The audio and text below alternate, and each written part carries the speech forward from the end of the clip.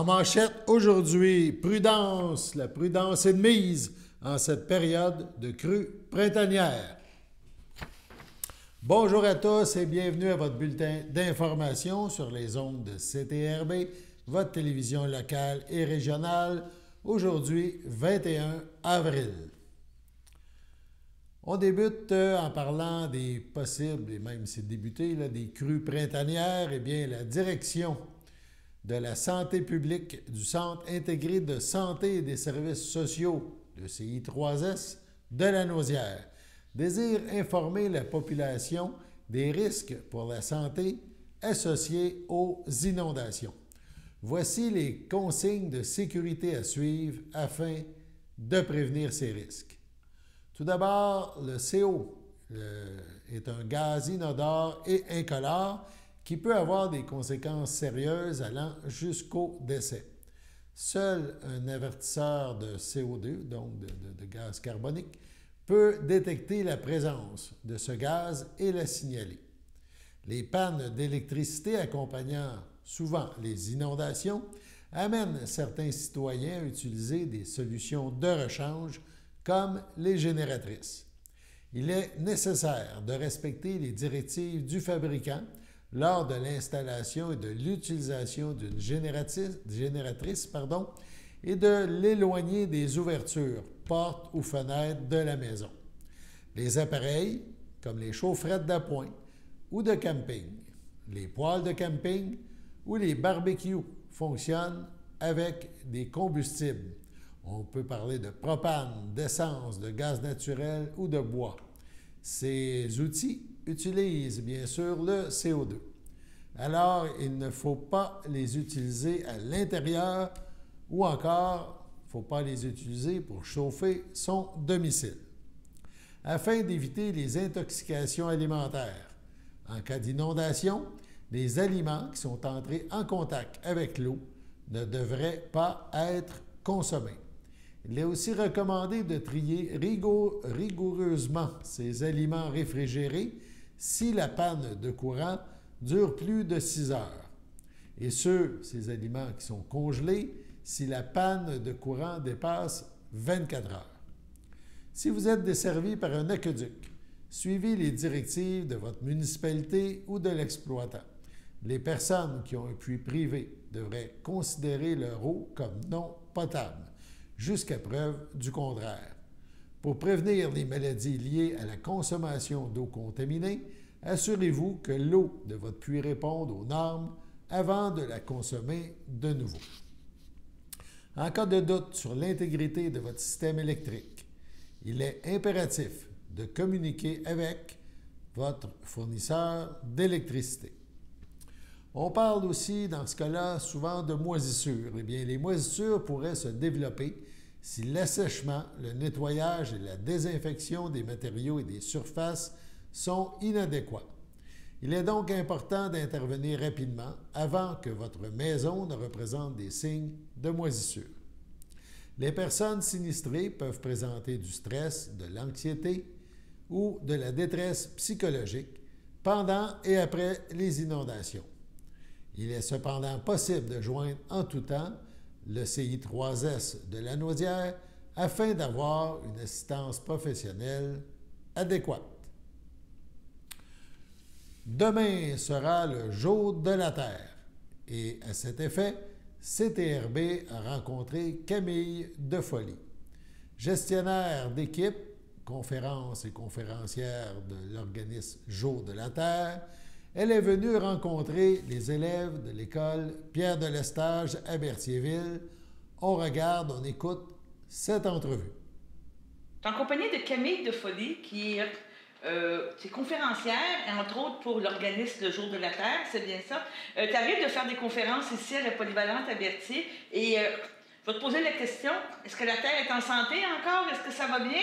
Ou il faut encore travailler beaucoup? On a encore beaucoup de travail. C'est sûr qu'il y a plein de belles choses qui se passent et qui donnent espoir, notamment le fait qu'on puisse être accueillis par des écoles, des entreprises ou encore les municipalités qui nous accueillent pour des conférences d'introduction à l'action environnementale, vraiment pour être capable d'identifier qu'est-ce que je peux changer dans mon quotidien, puis sur quoi je peux agir pour changer les choses. Mais on s'entend que l'heure est toujours à l'urgence, puis qu'on n'est pas encore en train d'infléchir la tendance. Il reste beaucoup de travail à faire. Demain, c'est le jour de la Terre. C'est une journée mondiale. Hein? Je crois que c'était nommé par les organismes mondiaux. Pourquoi avoir choisi un 22 avril? Est-ce qu'il y a une raison? Ah, je ne saurais pas vous dire, ça date de 1970, le choix de la date, puis j'étais pas encore sur la planète pour savoir. Ah, OK, mais c'est fêté, c'est souligné à tous les ans. Là, oui, c'est souligné tous les ans depuis 1970. Au Québec, l'organisme Jour de la Terre Canada, on est là depuis 1995, puis depuis 2019, c'est Jour de la Terre Canada. Fait que nous, notre organisme, on va célébrer, faire des grandes célébrations pour mobiliser à l'action chaque 22 avril depuis 1995. Puis cette année, on est encore à mobiliser parce qu'on va avoir une plateforme pour trouver avec son code postal quelles sont les actions autour de chez moi, autour du 22 avril pour passer à l'action. Puis on va même plus loin, on donne aussi les organismes qui œuvrent près de chez soi pour l'environnement pour faciliter les dons. Donc on va pouvoir trouver facilement un organisme proche de chez soi pour appuyer leur mission, puis leur offrir de l'argent pour qu'ils continuent leur mission de protection de l'environnement. Est-ce que tu viens d'arriver à la polyvalente, tu as rencontré des jeunes, est-ce que c'est plus sensible, sont-ils plus éco-anxieux ou tu penses qu'ils sont... ils voient l'avenir comme il faut. Là. Comment je peux dire ça? Est-ce qu'ils ont une belle vision? Je ne veux pas dire qu'ils voient le ciel bleu, là, mais comment ils vivent ça? Alors, d'un côté, on voit qu'ils sont plus sensibilisés, plus conscients de certains enjeux quand on pose des questions, puis que les réponses sont assez pertinentes, percutantes. On sent que l'éducation fait son chemin. Par contre, c'est sûr que tous les jeunes, en fait, les 2/3 des jeunes de la planète partagent 3 émotions assez fortes: la colère, la tristesse et l'anxiété. On englobe tout ça sous le terme d'éco-anxiété, fait que c'est quelque chose qui est quand même assez partagé auprès des jeunes de 15 à 30 ans. Mais cette éco-anxiété, j'aime à dire que c'est de l'éco-lucidité. En fait, on est lucide face à l'état du monde et face finalement à la lenteur à laquelle on est en train d'agir et à laquelle on est en train de changer les choses. Fait que oui, pas mal encore de préoccupations, mais quand même beaucoup d'espoir. Ils étaient quand même... heureux d'être là, puis ils posaient encore une fois des questions pertinentes et ils partageaient des trucs qu'ils font déjà à la maison, qui ont un impact environnemental moindre. Je sais qu'il y a une horloge qui dit on est rendu à -1, -2 minutes de la fin. Est-ce que tu crois qu'on est capable d'inverser cette tendance-là? Oui. Puis, ou ça s'en vient? Oui, tout à fait. Il n'y a pas que moi qui le crois. Il y a tous les experts de l'évolution du climat dont on entend beaucoup parler, qui sont le GIEC, le groupement intergouvernemental des experts de l'évolution du climat, puis qui nous assure qu'il n'est pas trop tard. Chaque émission de gaz à effet de serre en moins, chaque impact environnemental en moins aura un impact pour le futur. Fait que c'est dès maintenant et depuis déjà plusieurs années qu'il faut agir. Et plus on avance et plus on réduit nos émissions. Mais encore une fois, il reste beaucoup de travail à faire. Donc, ta job de conférencière est encore là pour longtemps. Oui. Tu es encore là pour présenter ces choses-là. Tu peux-tu juste nous identifier peut-être quelque chose ici, un petit geste que tu as découvert dans la conférence, les échanges que tu as faits aujourd'hui avec les jeunes, qui t'ont impressionné ou que tu dis que oui, ça c'est une bonne idée qu'on n'avait pas pensé? Oui, c'est sûr que c'est des idées qui ne sont pas complètement révolutionnaires. Par exemple, quand on parle de l'enjeu de nos modes de déplacement, là les jeunes nommaient le fait d'avoir plus le réflexe de marcher, prendre son vélo ou même faire du covoiturage pour aller chez nos amis ou pour les activités ou même pour aller à l'école. Fait que tout ça, ça va réduire nos émissions de gaz à effet de serre parce qu'on est encore très dépendant du pétrole et du gaz pour rouler ou se déplacer au Québec. Fait que oui, j'ai aimé qu'ils nomment le fait qu'ils pourraient se passer un peu plus de la voiture. C'est sûr qu'ils ont l'avantage de ne pas encore posséder de voiture, fait que ça reste un réflexe encore. Puis on a nommé aussi des enjeux liés au gaspillage alimentaire, fait qu'on se partageait des trucs qu'ils voyaient qui étaient faits à la maison, ou en tout cas des idées qu'ils pourraient mettre en œuvre plus tard. Donc je suis consciente qu'ils soient conscientisés à cet enjeu-là aussi du gaspillage, qui en plus va leur permettre de faire des économies en bout de ligne. C'est bien. Donc on parle de demain, mais vous êtes impliqués à l'année. Là. Oui. C'est vraiment une implication, c'est vraiment un organisme qui accompagne plein de gens tout au long de l'année. On parle au niveau de l'IGA, vous êtes très impliqués avec les bocaux, éco-bocaux, je cherche le terme et tout ça. Il y a une application pour les jeunes aussi qui s'appelle Éco-Héros pour aller faire des choses. Est-ce qu'il y a d'autres choses que tu veux nous partager dans les projets ou les choses à venir? Dans le fond, c'est ça, on est un organisme environnemental, on est une trentaine de personnes à travailler à temps plein, fait que même si on s'appelle Jour de la Terre, on ne travaille pas juste en avril, puis on a toutes sortes de programmes, donc tu le nommais, on a le fonds Éco-IGA qui est en fait un partenariat qu'on a avec IGA depuis plus de 10 ans où ils vont nous aider à mettre en place des projets environnementaux, notamment sur le gaspillage alimentaire. On a des conférences gratuites et du contenu pour en ligne aider les gens à réduire son gaspillage. Tu parlais de la virée bocale. Oui. Donc en fait, c'est le fait qu'on va tout l'été sillonner les IGA du Québec pour sensibiliser à la conservation de nos fruits et légumes locaux.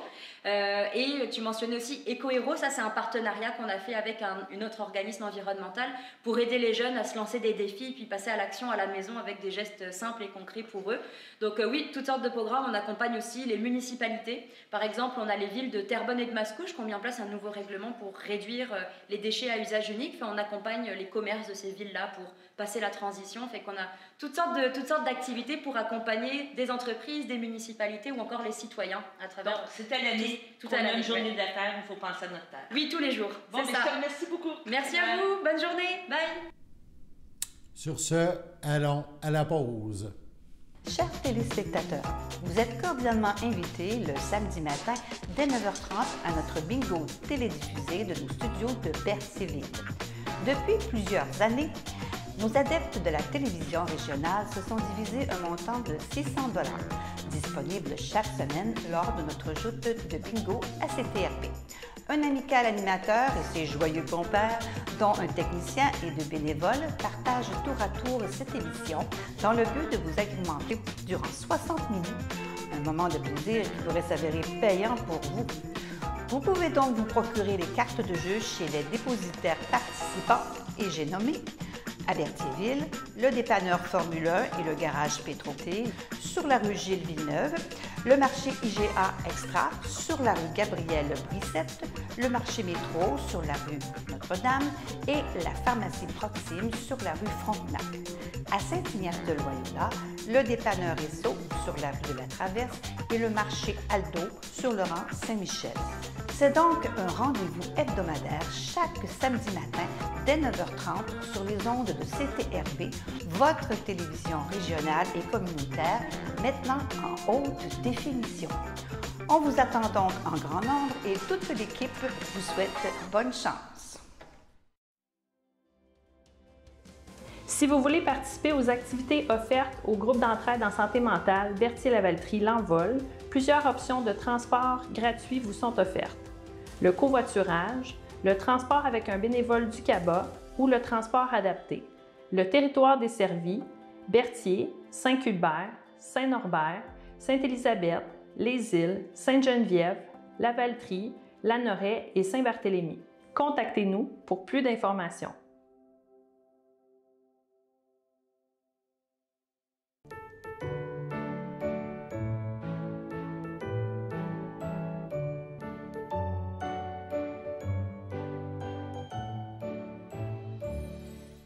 Place aux anniversaires pour aujourd'hui et ce week-end. Tout d'abord, 21 avril, la FADOC de l'île du Pas désire souhaiter bonne fête à Nicole Beaufort. Demain, samedi 22 avril, la FADOC de l'île du Pas souhaite un heureux anniversaire à Yvon Lefebvre, Lise Perrault, Roger Nadeau, Luc Brissette, Marcel Valois. Et dimanche 23 avril, la FADOC de l'île du Pas souhaite bonne fête à Pierrette McDonald, Camille de Blois, Daniel Plante et les filles d'Isabelle de Berthier souhaitent un heureux anniversaire à Denise Lambert. C'est votre anniversaire aujourd'hui ou ce week-end. Toute l'équipe de CTRB se joint à moi et vous souhaite bonne fête. En fin de semaine aura lieu les cliniques juridiques téléphoniques gratuites offertes par les membres du Jeune Barreau de Montréal. À ce sujet, on écoute Alexandra Paquette, qui est présidente du Jeune Barreau de Montréal. Elle nous parle de cet événement. Donc, comme j'ai compris le processus, il y a un premier appel qui est fait et il y a un dispatch. Donc, autrement dit, vous avez des avocats spécialisés, par exemple, en famille, on pourrait dire en immobilier, en plein de choses. Là. Donc, autrement dit, vous avez vraiment des gens que vous allez recruter qui sont spécialisés dans différents sujets. C'est ça. Bien, nous, on s'assure que globalement, l'ensemble des bénévoles couvrent tous les domaines de droit. Mais effectivement, c'est vraiment une grosse machine. Ce n'est pas nous qui gérons ça, c'est notre partenaire, le Centre d'accès à l'information juridique, le CAIJ, qui ont monté un espèce de système téléphonique comme ça. Donc, comme vous l'avez dit, là, physiquement, il y a des réceptionnistes dans une salle, qualifient le domaine de droit, puis après ça, c'est dispatché, comme vous l'avez dit, en fonction des domaines de droit. Et là, depuis la dernière édition, on est tous de retour en personne pour faire la clinique juridique, mais à l'époque, ça nous permettait aussi d'être à distance parce que c'est vraiment relié à un téléphone, puis le téléphone, bon, tu peux y répondre de n'importe où finalement. Donc, c'est ça. Et même, on a des partenariats avec, par exemple, nos collègues. Nous, on est de Montréal, mais il y a aussi le Jeune Barreau de Québec qui, eux, répondent de Québec. Mais ça se peut que vous appeliez à 1 heure, vous parlez à quelqu'un de Montréal, puis l'autre heure, vous parlez à quelqu'un de Québec. Mais tout ça, encore une fois, dans l'optique de desservir le plus de domaines possible. OK. Elisabeth, ça représente un investissement de combien de personnes au total? Est-ce que vous savez le nombre d'avocats qui vont être en ligne au téléphone? Oui. Mais globalement, là, au total, avec les 2 journées, on parle d'environ une centaine d'avocats et avocates. Et on a aussi des étudiants en droit. Dans une autre entrevue, on m'avait posé la question à savoir est-ce que des fois, il y a des procureurs de la couronne qui participent? Et oui, c'est possible pour eux de participer, mais seulement comme réceptionnistes, parce qu'évidemment, pour des questions de conflit d'intérêt, ils ne peuvent pas répondre à des questions, donner des conseils juridiques, mais ils peuvent certainement répondre au téléphone pour accueillir les gens puis qualifier le domaine de droit. Et comme je mentionnais, il y a aussi des étudiants et étudiantes en droit qui participent à chaque année. Je vous dirais que ce sont les plus faciles à recruter. Ceux-là, ils sont toujours présents. C'est bien. Donc, vous êtes une grosse gang. Est-ce que vous avez une espèce d'objectif de réponse d'appel ou vous, c'est la fin de la journée, vous dites on a réussi à répondre ou vous dites cette année, il faut battre le record? Avez-vous certains objectifs? Bien, c'est sûr qu'en termes d'objectifs, on ne contrôle pas le débit d'appel. Hein. Ça, les appels, ils entrent en fonction des citoyens puis de leur disponibilité. C'est sûr que quand il fait moins beau, on a plus d'appels, ça, on va se le dire. Si la clinique avait eu lieu la fin de semaine dernière, je pense qu'on aurait eu moins d'appels. Par contre, nous, notre objectif, c'est toujours de réduire le temps d'attente. Donc, comme je mentionnais, généralement, d'avoir accès à la réceptionniste, ça ne prend pas tant de temps, mais c'est après, une fois qu'on est qualifié en fonction du domaine de droit. Mais là, certains domaines, par exemple, droit de la famille, succession, droit du logement, c'est souvent des domaines qui sont très sollicités par les citoyens. Donc, le temps d'attente peut être assez élevé. Puis pour nous, notre objectif, c'est de faire attendre le moins possible la personne qui est au bout de la ligne, sauf que la réalité fait en sorte que c'est du bénévolat, c'est la fin de semaine, les gens sont occupés aussi et des fois, c'est ça. Ça se peut qu'il y ait un petit délai à attendre, mais voilà, l'objectif, c'est de faire réduire ce délai-là.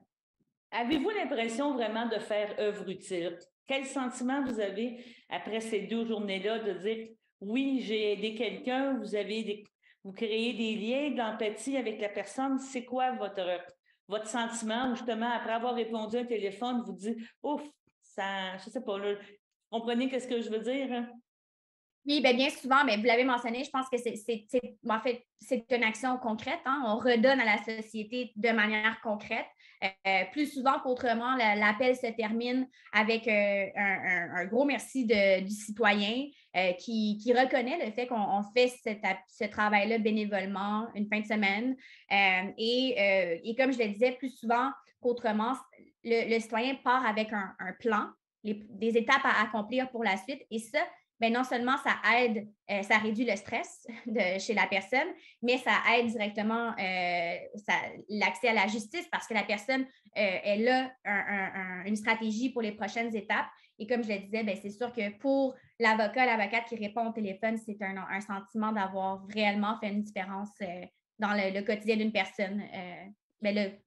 Quintuplé par le nombre d'appels qu'on a répondu. Là, donc, c'est sûr que oui, c'est vraiment plaisant. Puis je vous dirais que sur place, avec le retour en personne, nous, tous les avocats sont dans les mêmes locaux et on ressent cette frénésie-là. Quand les lignes, moi, je vous le dis, ça va bientôt faire 7 ans là, que je la fais, cette clinique-là. Et à 9h02, là, mettons 9h01, parce qu'il y a quand même un message, quand on appelle, il y a un message déroulant à écouter. Mais à 9h01 le samedi, là, quand les téléphones commencent à sonner, là, on sent la frénésie dans la place et ça donne le ton pour la fin de semaine. Puis vraiment, c'est toujours un plaisir pour nous de faire cette clinique-là, puis de se retrouver entre collègues aussi, hein, parce qu'on est tous ensemble au même local. Quand vous me disiez tantôt, on donne des marches à suivre, donc dans le fond, les informations que vous donnez en terminant, je ne veux pas dire que ça a de force de loi, mais vous pouvez vraiment dire à la personne, oui, vous êtes dans votre droit, ou ça pourrait être le contraire. Oui, l'action est justifiée, puis comment vous pouvez essayer de vous en sortir, mais ça se peut aussi que ça donne une réponse comme ça. Là. Ben oui, ben en fait, le but, c'est d'offrir un conseil juridique. Mais comme vous l'avez dit, des fois, ce n'est pas le conseil ou la réponse que vous auriez voulu, mais c'est le conseil que l'avocat va vous dire, va vous donner avec les informations que vous lui avez transmises, évidemment. Parce que, tu sais, il y a une limite de ce qu'on peut faire par téléphone.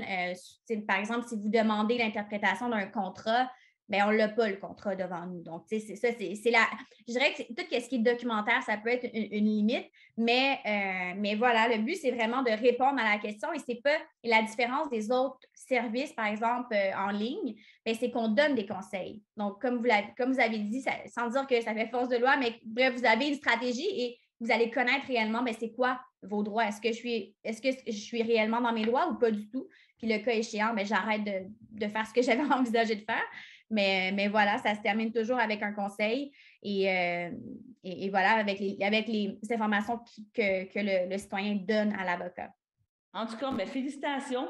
En terminant, c'est vraiment faveur utile. Qu'on rappelle les dates, que c'est le 22-23 avril. Et avez-vous le numéro de téléphone ou je dois le répéter pour l'avoir? Est-ce que vous le savez par cœur? Oui, non, je l'ai sous la main. Donc, c'est comme vous l'avez mentionné, 22-23 avril, entre 9h et 16h. Le numéro de téléphone, c'est le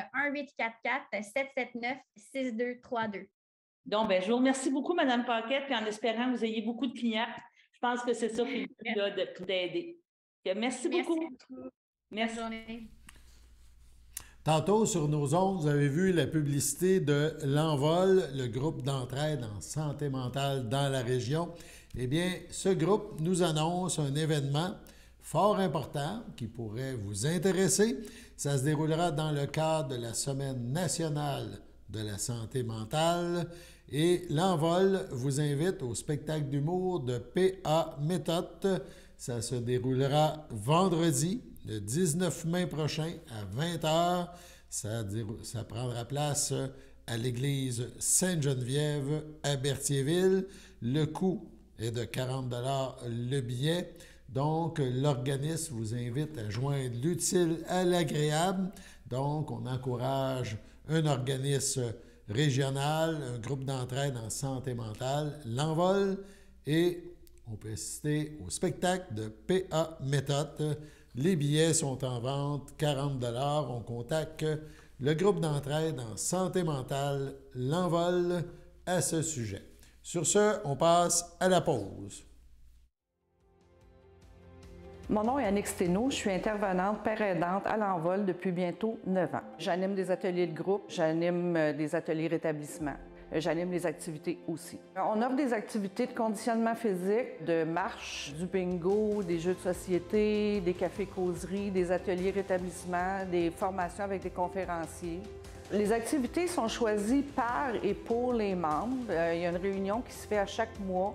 Les membres s'assoient entre eux puis ils décident quel type d'activité est-ce qu'ils veulent avoir à l'horaire. Le calendrier est fait aux 2 mois, il est flexible, donc une nouvelle personne qui se joint à la ressource peut contribuer à mettre une des activités qu'il aimerait faire. Contactez-nous pour plus d'informations.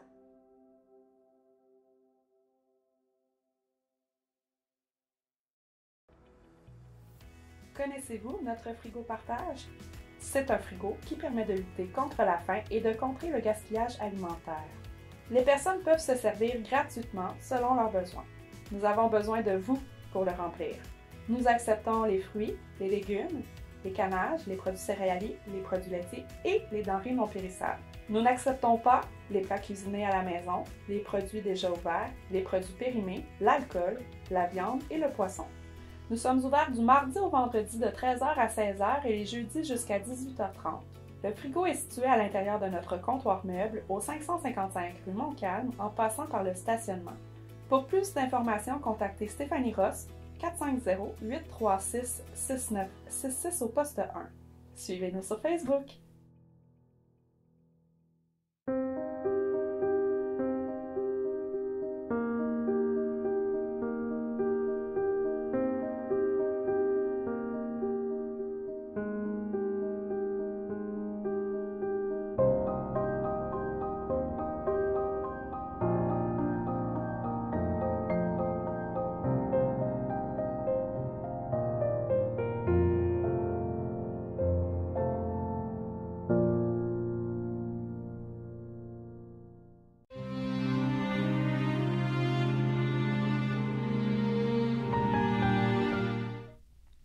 son domicile le 14 avril à l'aube de ses 61 ans est décédé M. Nelson Rémillard, fils de Thérèse Tellier de feu Jean-Claude Rémillard, demeurant à Montréal.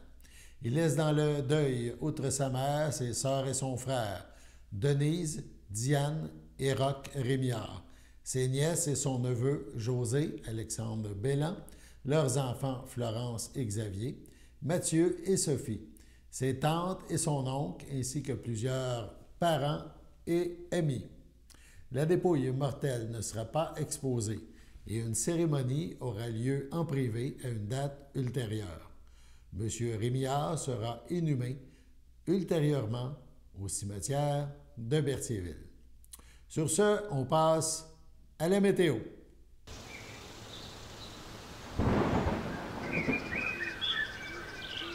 Bienvenue à votre météo de cette fin de semaine. Aujourd'hui, vendredi après-midi, ce sera un ciel variable, une température de 13, un temps ressenti de 11. Vendredi soir, ce sera des risques d'averses, une température de 10, un temps ressenti de 7, moins de 1 mm de pluie. Vendredi nuit, ce sera des risques d'averses, une température de 7, un temps ressenti de 4, environ 1 mm de pluie. Samedi matin, ce sera de la faible pluie, une température de 9, un temps ressenti de 6, environ 1 à 3 mm de pluie. Samedi après-midi, ce sera nuageux avec averses, une température de 19, un temps ressenti de 19, environ 1 mm de pluie. Samedi soir, ce sera des ciels variables, une température de 15, un temps ressenti de 14. Samedi nuit, ce sera des risques d'averses, une température de 10, un temps ressenti de 7, environ 1 mm de pluie. Dimanche matin, ce sera de la pluie, une température de 9, un temps ressenti de 6, environ 10 mm de pluie. Dimanche après-midi, ce sera une température de 9, un temps ressenti de 6, environ 10 mm de pluie. Le dimanche soir, ce sera de la pluie, une température de 8, un temps ressenti de 6, environ 5 mm de pluie. Dimanche nuit, ce sera de la faible pluie, une température de 5, un temps ressenti de 2, environ 1 à 3 mm de pluie. Et voilà, c'était tout pour votre météo. Donc, gardez votre parapluie sous la main pour ce week-end. C'était votre bulletin d'information sur les ondes de CTRB, votre télévision locale et régionale. Aujourd'hui, 21 avril, on se revoit lundi et d'ici là, bon week-end et à la prochaine.